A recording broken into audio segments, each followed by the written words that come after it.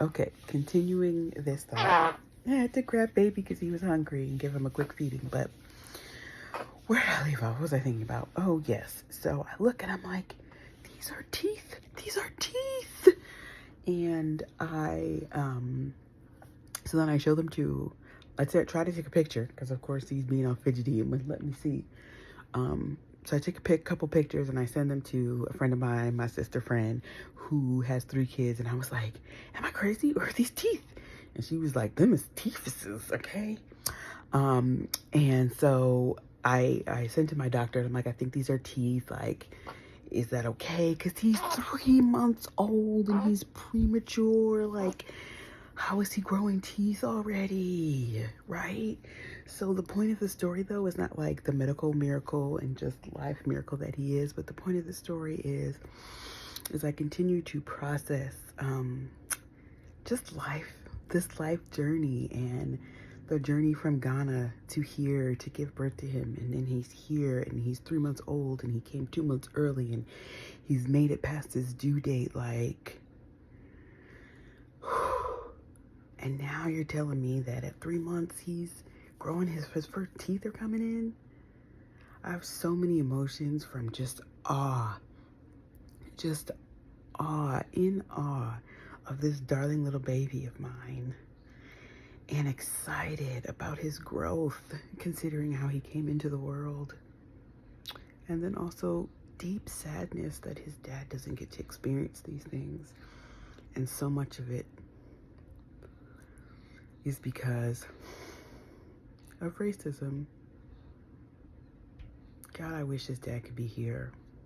Or I wish even that we could go back there. But because there are these borders and rules that keep certain people, that allow certain people in and keep other people out.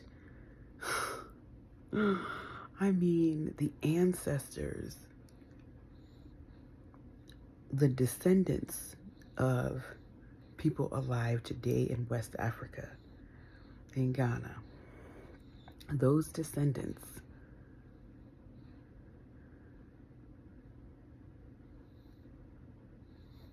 are the ones who survived the horrific transatlantic slave trade without having to be a part of it. Well, physically a part of it in the Americas and in Europe. And you have whole economies and families of wealth that were built off of the labor of our bodies. How women were sold as sex slaves, essentially, and then called Jezebels. And white men would come and use their bodies, our bodies, for sex. But we weren't worthy of being women. I promise I'm coming back around to my point, but this is making me emotional. That you could do all that and rip families apart. If you think about, if you read the book Homegoing, and it depicts basically 2 lineages of a family and how one lineage stayed in Ghana and the other part of the lineage was sold off into slavery. Beautifully told story, right? That those could be members of my family over there in Ghana, and they literally are right now. But, and you built your wealth and success as a nation on the brutal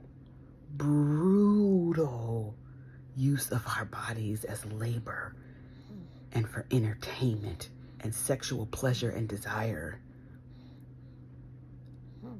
Yet my husband can't get a visa to come to this country just to visit, to be able to see his son,